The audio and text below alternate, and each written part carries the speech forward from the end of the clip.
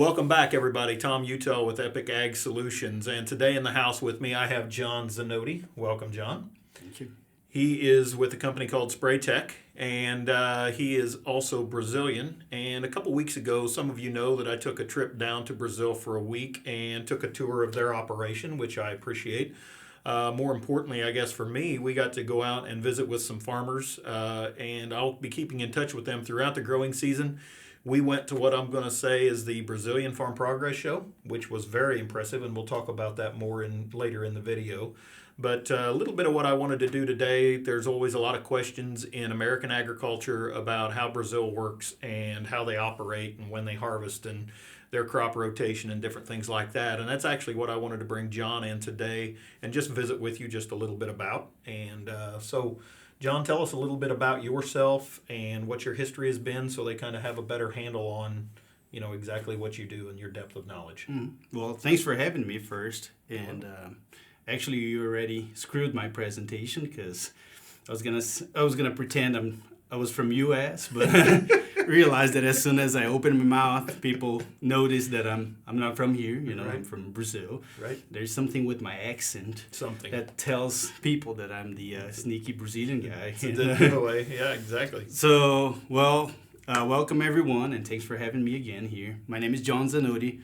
I'm with Spraytec. I was born and raised in Brazil, in southern part of Brazil, and whatever we're going to talk about today here is going to be about southern part of Brazil. State that I was born and raised was the state of Paraná, which was the state that you visited a couple weeks ago, and actually came from one of the best soils in Brazil. And I'm living here in the U.S., one of the best soils of America, I think, which is Champaign-Urbana. Been living in Champaign for the past 4 years. I'm the responsible for our eastern expansion, so everything that is east of the Mississippi River for Spraytec.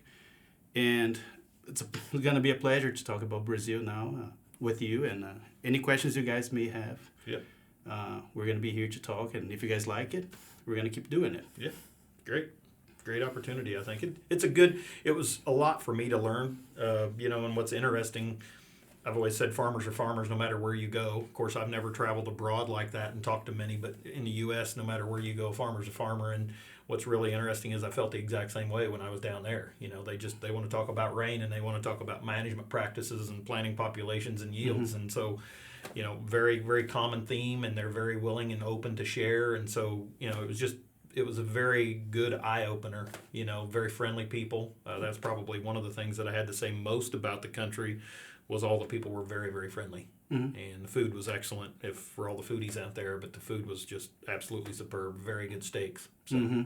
Yeah, I've worked for the ag business down there. I've worked for some chemical companies, and I'm still in contact with some of these farmers, and I still have some co-op guys that are working for co-ops that I'm in contact with, which, I called some of them this morning to ask about crops, and I think that's going to be pretty interesting for whoever's watching this video. So on the crops side, we're harvesting beans now. We're recording this video in today's February the 23rd. We're combining beans down there and planting corn right behind it. That's the way that we operate. Usually southern Brazil, again, I'm talking about southern Brazil, we have 2 crops per year.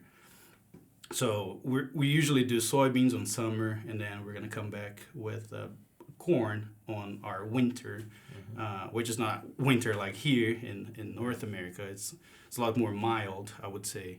So right now we're combining beans, and yields are looking phenomenal this year, to be honest with you. Talking with guys there, they said that, of course, you have all across the board, but average would be this year on the 70s or 80s. Farm average. Yep. So they said that it's pretty easy to go to a farmer and say, hey, how much is it? And they're going to be like, oh, it's 90 or 100. Wow. So yields are pretty good. But right now, as the time that we're recording this video, they're getting a lot of rain, which is kind of making it more difficult for them to get the crops out of the fields.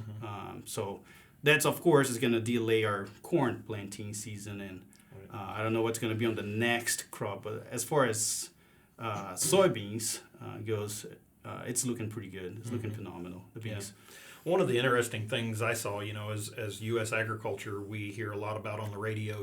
It's February and Brazil and South America is harvesting, and I know there's different areas of Brazil, and you get into the Mato Grosso, and that's a little bit further north, and so on. So there's different practices and different timelines and different geographies. But one of the things that struck me is we were driving up and down the roads, and you'll see bean fields that literally have a combine in them. And right next to them, literally, is a bean field that's just grass green. It's not even started to senesce in any way. Mm-hmm. We saw corn that was, about ankle high, so V3, V4, to corn that was brown soaked. So a lot of times I think we get excited again in the U.S. and say, oh, Brazil's harvesting, there's going to be a rush and we can expect beans to go down. And I think what I learned, at least from the area that I traveled, was they're harvesting a lot of the time throughout the year. And so we don't need to get necessarily shook up when February happens, in my opinion. Now, that's not marketing advice, obviously, but it just was a totally different way. Coming from the U.S., we have, 2 to 4 weeks or 6 weeks to get our crop out, and so it's a mad rush, and we try to beat the weather and so on and so forth. And so it's just so the windows are so extended over there, Yeah, and that's one thing that I've noticed when I came here. I stopped and talked with a guy, and a farmer here, and he was washing his combine, and I was like, are you going to trade it or sell it? What you're going to do with this combine? Where are you washing it? And he's like, oh, just because I'm not going to use it this year anymore. I was like, oh, yeah, you guys only have one crop season. Right. Seems like down there we have a lot more going on. My uncle is farming down there. My dad's not anymore, but he's doing 2 crops per year, and I know some of his neighbors are doing 5 crops in 2 years. So they're gonna plant beans, then they're gonna plant corn, and then they're gonna do wheat, followed by beans and corn again. Mm-hmm. So it's pretty much farming all year long. It's a thing that never stops. Yeah, very intense. So I guess correct me where I'm wrong here, but from what I understand, July and August is kind of your winter months, if you will. Yep. And winter months, I'm going to say, what did they say? It gets down to 45. 40s, yeah. Low 40s. In the 40s. So, there's never a time where it freezes. But what was interesting, I guess, and I don't want to get down into the agronomics of it all, but very few insects. Mm-hmm. Stink bugs, they said, was one of the biggest problems that they have in soybeans. They had another insect, and I can't remember what the name of it was off the top of my head. Maybe you do, but grasshoppers on corn. Yep. And so, they do spray insecticides, but for not freezing, it was an eye-opener for me that there weren't a lot of insects down there. Yeah, that's what we trade here with U.S. Here we have freezing and snow, which brings a lot more weeds. I mean, it's going to break the dormancy on weeds. Mm-hmm. Down there, of course, we have problems with weeds, but not as bad as here. But then in the opposite side, we have a lot of problems with fungus, Yeah. A normal farmer will spray 3 or 4 times throughout the year, just fungicides. Yep. And because we don't have the winter to kill it or the snow, Right. Yeah, 2 of the farmers that we went to, actually, they said they had a wet growing season, and they'd sprayed 5 times already this year with fungicides. So, yeah, very important. As a whole, I would say the bean crop that I saw down there was very similar plant health-wise. They had Septoria brown spot, didn't see any sudden death. A lot of the other diseases that we have, I didn't see down there. So obviously they're doing a great job with the fungicides that they're using. Mm-hmm. So, and I think the worst problem we have on the fungus side would be Asia rust. Right.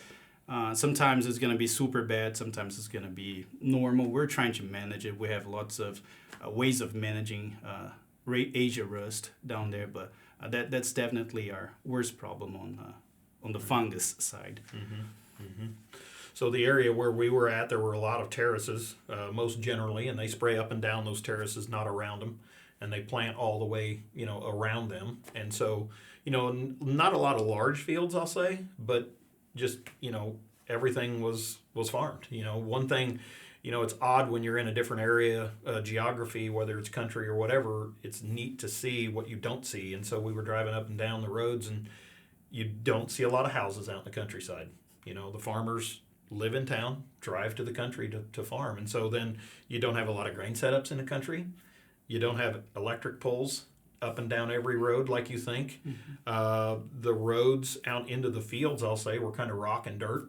Not a lot of paved roads. You had 2-lane and 4-lane, major highways. I'll call it similar to our interstates here. Mm-hmm. but not a lot of side roads coming into them and not a lot of country roads that were paved. And so, when you don't have that infrastructure and don't have all the housing out in the countryside, there's a lot of things you don't need. And so it's just a matter of harvesting then and getting the grain in and, getting the crop planted as well. So we have a pretty good co-op system down there. And usually there will be a co-op close to your farm. Yep.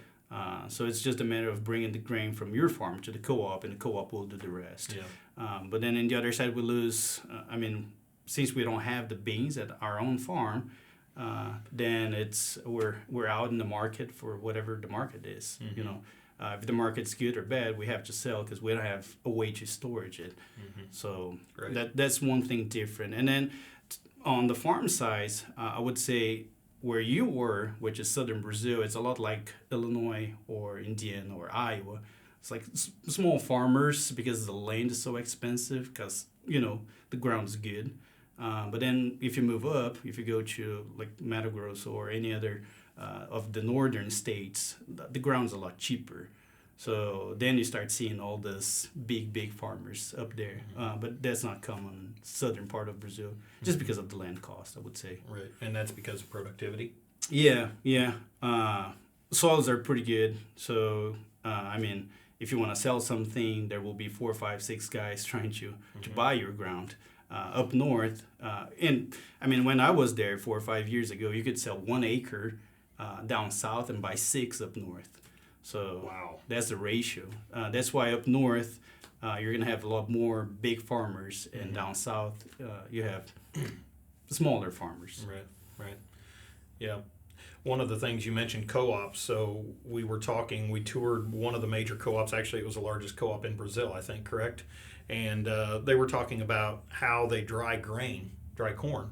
And so they actually burn wood, right? And what tree is it? Do you remember this?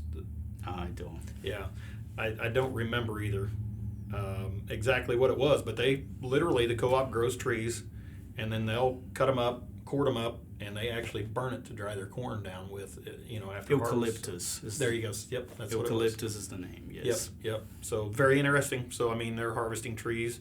That was neat to see. We did see some fires. I don't know if they were actually drying or whatever, but, there was some smokestacks, and you wondered if that's what they were doing. But, very interesting. So, their co-op system is different than ours. I do know that. They were talking, I think we were at one of the co-ops, the largest one there, and I think they said their annual revenue was $5.4 billion, I think. Yes. So extremely large, but very good, full-service agronomy. And their members, true co-ops, the way it sounds, pay patronage dividends. And, the one that we were at actually owned a port, I think. So they actually did their own exporting and everything. So very interesting in that respect. On the agronomy side, if you're a farmer down there and you're buying your chemicals, your seed and fertilizer with your co-op, you're going to have full service, and you're going to have a agronomist coming and checking your soybeans every once in a while. The agronomist is going to come and check planting depth, how deep your seed is, and then it's going to check emergence and how much weeds you have. If it's time to spray, the guy's going to tell you. If it's time to do a foliar application of something, the guy's going to tell you. So it's very customer oriented and on the agronomy side. And then they buy all of that product through the co-op, correct? Yes. Yep. Yes. So a farmer down there will get his fertilizer, seed, chemicals, foliars, everything from the co-op. Even some of the co-ops, like probably the co-op that you visit, they have their own banks, so you can finance with them instead of going to a John Deere financing or a bank. Rabo. Yeah, or Rabo. You can go to the co-op and they will do it for you. So it's full service. Yeah. It's a one-time stop and get everything. Right. Yep. Yeah, and they source products extremely cheap, and I shouldn't say extremely cheap, but reasonable, and they do a lot of negotiating from what I understand. So it's not that they feel like they're being disserviced by buying everything from them, right? It's a true co-op. It's a true co-op. Yeah. Of course, the co-ops, they have goals, and they got to move this much product to achieve whatever, but it's still a true co-op. They're there and serving the farmers. Yep. All right, well, Thank you very much, John. Appreciate your input and your expertise, and looking forward to doing some more videos with you with some more great information coming from South America. Yeah, thanks for having me. All right. Thank you guys for watching. This is Tom Utel with Epic Ag. Until next time, thank you.